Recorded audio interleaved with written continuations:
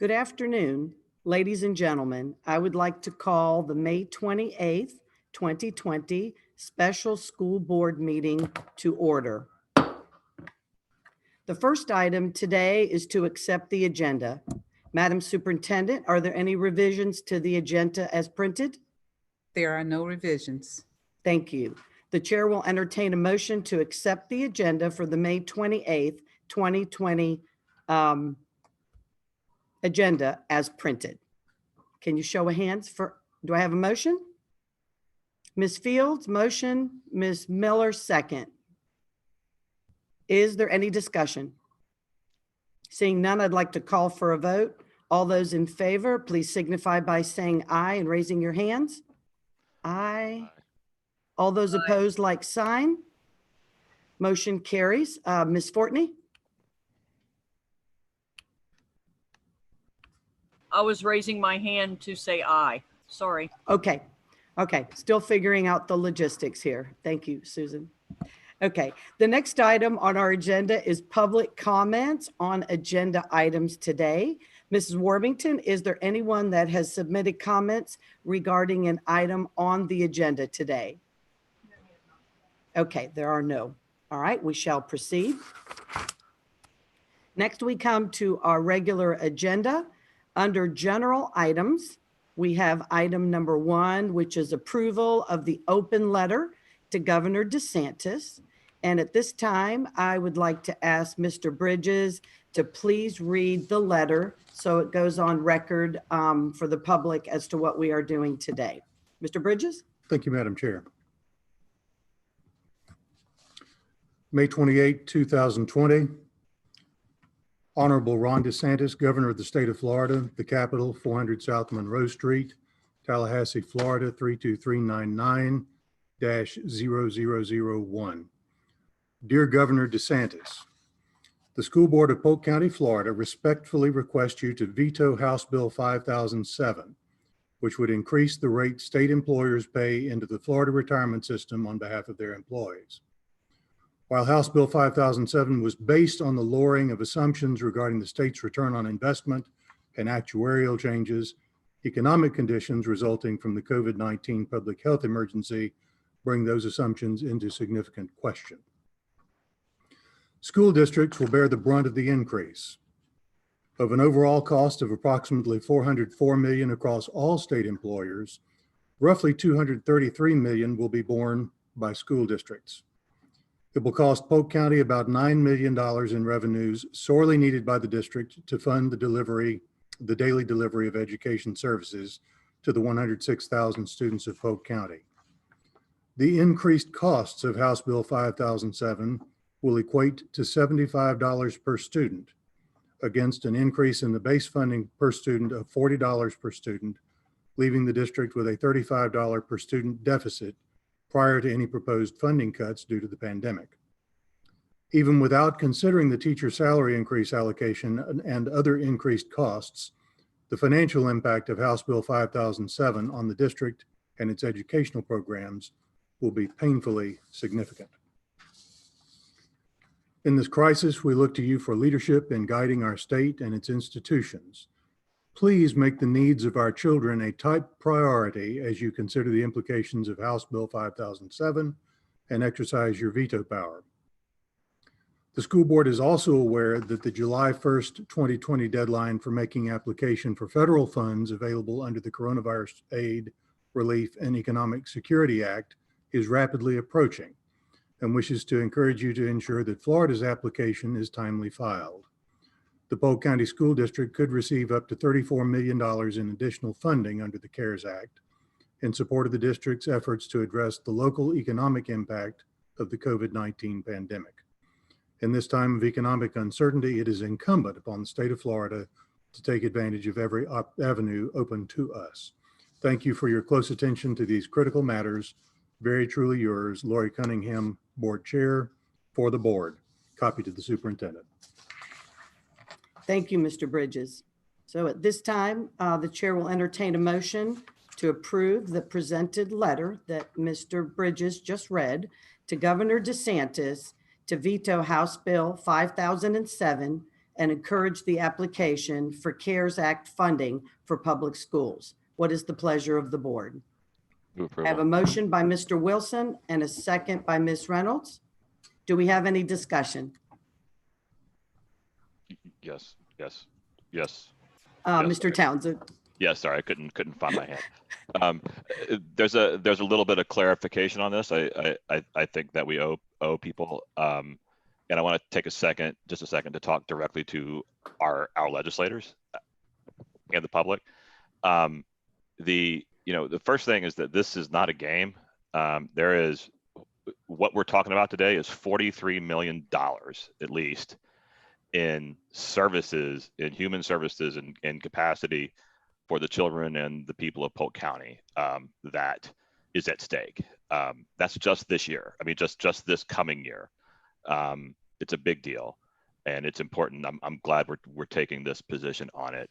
Apparently, Ms. Dodge made, I guess, what's an honest mistake in telling us that the deadline for the district portion of the CARES Act was June 1st and not July 1st.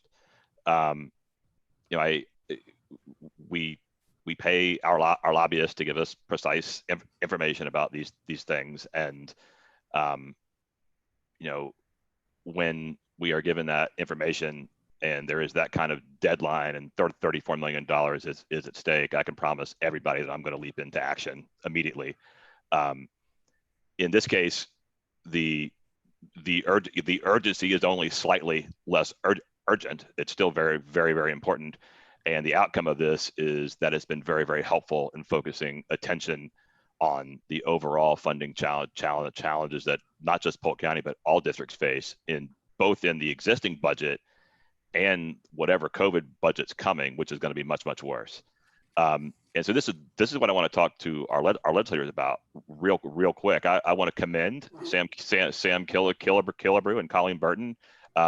Both of them, to my knowledge, responded almost immediately to inquiries from the public and the board, and got, I think, helped make clear that the expectation is that Florida is going to apply for this money. I still don't think that's happened yet, but the expectation is there, and I want to commend both of them for that. And also for the two of them and everybody else, I want our legislators to understand, and I want our Congress people to understand right now, the fate of the Polk County School District and all of Florida's school districts are in your hands, yours, not ours. We distribute the money you send to us. You're likely not going to have a lot of money to send to us, so you really should be asking the federal government about it too. You're going to be under increasing pressure.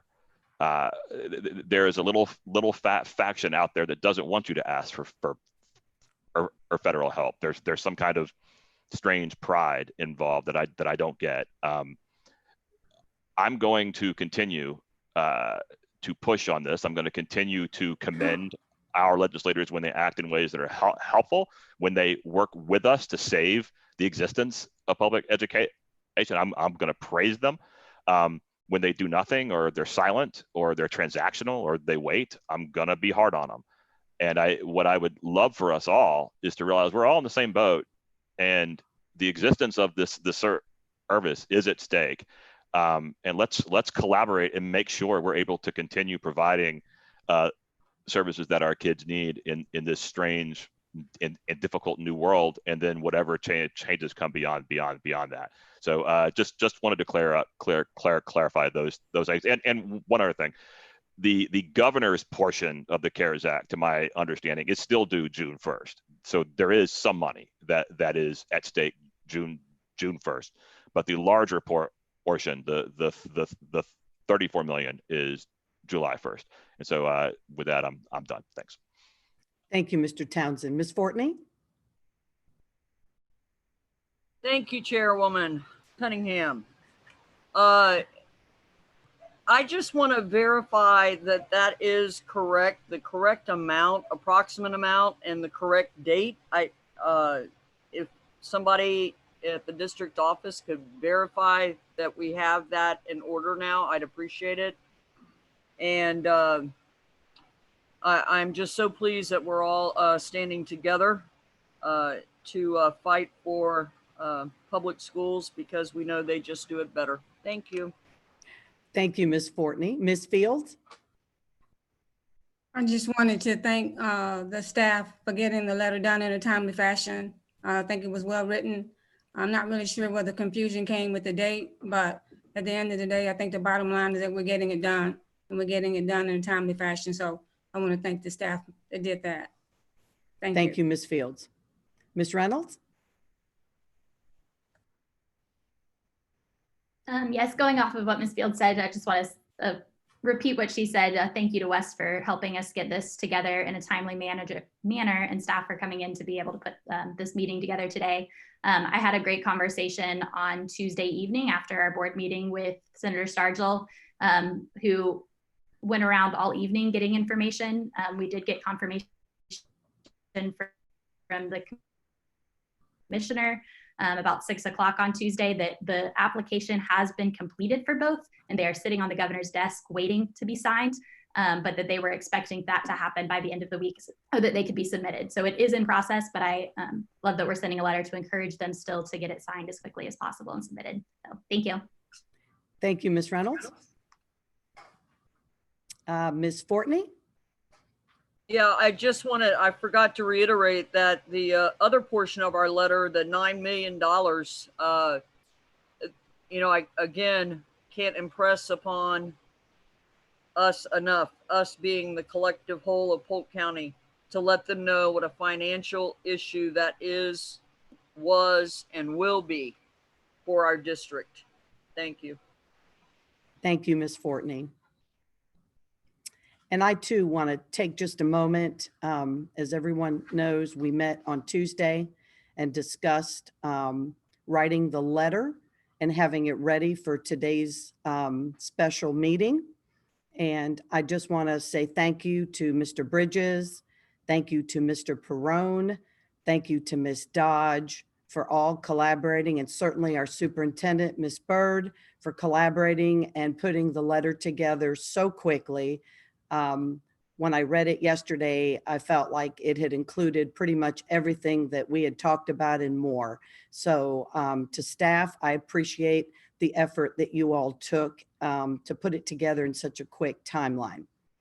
Secondly, I want to say thank you to Representative Colleen Burton and Representative Sam Killebrew, both of which I have spoken to regarding this issue. While we are sending the letter, I understand, as Ms. Reynolds has indicated, that this has been in process. And so we are basically reaffirming what the state is doing. And it's so important that we as a public entity speak out on issues like this to let our legislators and our governor know where we stand. And our commitment is always going to be to our students first, and obviously to our employees. So I know that these funds, when they are received, will have a major impact in our school district. And so I just want to thank each of you board members for taking the time to schedule this meeting with us today and making yourselves available literally within 48 hours to do this work, which to me is very, very important. So I shout out to our legislators and also to our board members for making the time. I really do appreciate each one of you coming together today with such short notice. Mr. Townsend? Yeah, sorry, one last point I forgot to make. The superintendent alluded to on Tuesday, I think it's sort of a general lack of communication from the state government, particularly from DOE, about on the direction for a lot of things. And I think this failure to communicate, this failure to lead in a public way, it doesn't do the public much good for a handful of people to know things and not talk about them and not share them. It would behoove our legislators, it would particularly behoove DOE to publish some timelines, to publish some things for districts to expect, things for communities to expect. They've done none of that to my knowledge. If they have, please share it. But it's very difficult for the superintendent to plan anything. It's very, very, very difficult for us to have any meaningful political point of view. In the absent, when that kind of vacuum is created, we're going to have to fill it politically, because it's a political issue. Like, you know, we need to know where things are going, and we need help. So that's the other thing I wanted to say. Thanks. Thank you, Mr. Townsend. And having spoken to both of them over the last few days, from what I understand, they are encouraging our Department of Education to do just that.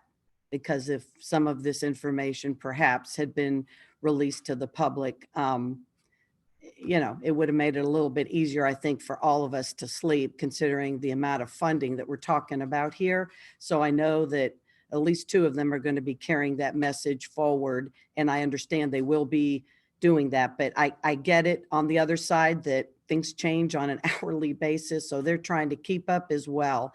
But yes, that request is going to be given loud and clear. And hopefully the state can do that, because it's not just our district. It's all the districts around the state of Florida that, quite frankly, are in the same position as we are. I mean, I don't know about the rest of you, but I think daily someone says, hey, when are we opening schools? Are we opening schools? How's it going to look? So there's so much that I feel we still need to learn and get direction from the state on. So hopefully maybe this dialogue will help that. Mr. Wilson. Madam Chair, I apologize sincerely, and I appreciate the comments from my colleagues, but as I mentioned at the last meeting, I have another meeting I need to get to. Sure. So I'd like to vote on this. Sure. So that I can get to my other meeting. Thank you. All right, we can move it forward. Any other comments, quick comments before we go? Okay, if not, I have a motion and a second. I would like to call for the vote. All those in favor of signing the letter and sending it to our governor, please signify by saying aye. Aye. Aye. Those opposed, like sign. Motion carries unanimously. Thank you very much. The next item is our superintendent's report. Mrs. Byrd? Just again, as a reminder, since we're here today, that June 16th is our next work session, which will start at 9 a.m. and it'll be virtual, and our board meeting will be followed by 12:30 p.m. So just want to send that reminder out again as we're going to start our graduations. That concludes my announcements for today. Thank you, Mrs. Byrd. And we do not have an auditor's report or an attorney's report, so I will go to board members' reports. Does anybody want to speak? Sarah, Ms. Fortney?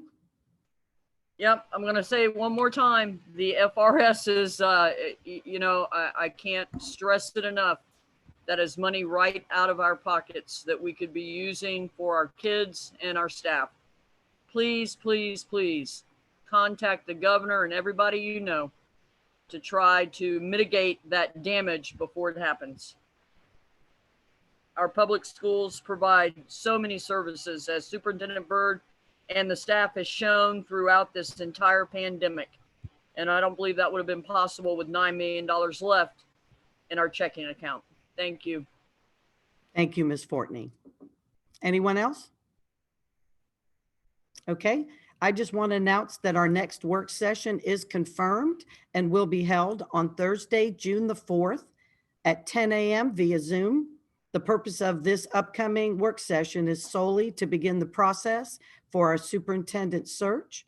Ms. Andrea Messina, Executive Director of the Florida School Boards Association, will be joining us to outline the process to conduct that search. And I just want to give a shout out to Susan and Linda in our office for researching the previous superintendent searches and providing some of that history to each of the board members on Tuesday after our meeting. So thank you so much, ladies, for doing that. Next item on our agenda is public comments for items not on the agenda today. And I believe we have some. Ms. Worthington? Yes, ma'am. We have one comment today from Lakeisha Brown, 3205 Kearns Road, Mulberry, Florida, 33860. My daughter, Amaya Mungeon, is a 2020 senior who attends Mulberry High School. My daughter is also salutatorian, which I'm very proud of, although I have a few concerns regarding your choice to hold a traditional graduation with hundreds or thousands of people in one location during this deadly COVID-19 pandemic. I feel that you are jeopardizing the health of the senior class, their families, and the rest of the community. You're also putting pressure on the seniors' parents because, of course, a majority of the graduating 17 and 18-year-olds want a traditional graduation regardless of the outcome. Those seniors don't own their own homes or apartments, so are you going to provide a 14-day quarantine location for them if they choose to go, regardless of their parents' concern? They live with their parents, meaning even if the parents choose not to go because of safety concerns, those seniors still have to come home. Everyone knows that there are many asymptomatic individuals walking around with the virus with no symptoms, but still spreading the virus. Temperature checks will not stop the spread if you're checking the temperature of someone that is asymptomatic. Everyone also knows that unless you're wearing a fitted N95 mask, which are not available to the regular public, those homemade masks or blue non-surgical masks don't work or stop the spread. Are you giving everyone who attends an N95 mask? There have been many tests conducted on the news with scientists showing that if someone is wearing a mask that is not an N95 mask and sneezes or coughs, that the particles still travel past 6 feet. Also, what about the ungloved hands of all of those people you're trying to pack in one location? Do you think none of these people will wipe their noses or rub their eyes and not touch anything? Do you think everyone in the senior class will follow the social distancing guidelines and not hug or kiss their classmates that they haven't seen since school ended? Is someone going to monitor every single person getting out of their cars, waiting in line during the entire ceremony and back to their cars to ensure no one is touching, hugging, or kissing and staying 6 feet apart? This traditional graduation choice is a poor and deadly choice for our future doctors, lawyers, and possible nurses. It jeopardizes everyone's health, and COVID-19 has now killed over 100,000 people and is now affecting kids and young adults at a rapid rate. There is still no cure, and nothing about the spread has changed. Cases in Polk County are increasing. Do you honestly think everyone at your planned graduation will be COVID-19 free? Do you really want one of these seniors to contract the virus and possibly die and not make it to college? Or do you want one of the parents to contract the virus and possibly die and the senior still doesn't make it to college? 17 and 18-year-olds are fearless, and your choice to even give them a choice, which includes a traditional graduation, was careless, irresponsible, and deadly. I don't want this ceremony to be the end of anyone's life when it's supposed to be the beginning. You can't guarantee the protection of these seniors or their families. If you hold this traditional graduation and a senior gets COVID and dies, are you really ready for the backlash and lawsuits? I think the decision needs to be changed, and there should be a drive-through with the seniors in their caps and gowns with everyone in their vehicles. The staff could decorate the drive-through and make that memorable. Everyone will be safer. Let's get all of our seniors to college safely. Like I said in the beginning, my daughter is salutatorian, and I would love to see her give her speech and walk across the stage the traditional way more than anything. However, I also want her to live. Make the right choice, not one that can cause more lives. Are there any other comments? No, ma'am. Okay, thank you very much for your comments. At this time, the next order of business is adjournment. Board members, there being no further business, this meeting of the Polk County School Board is now adjourned.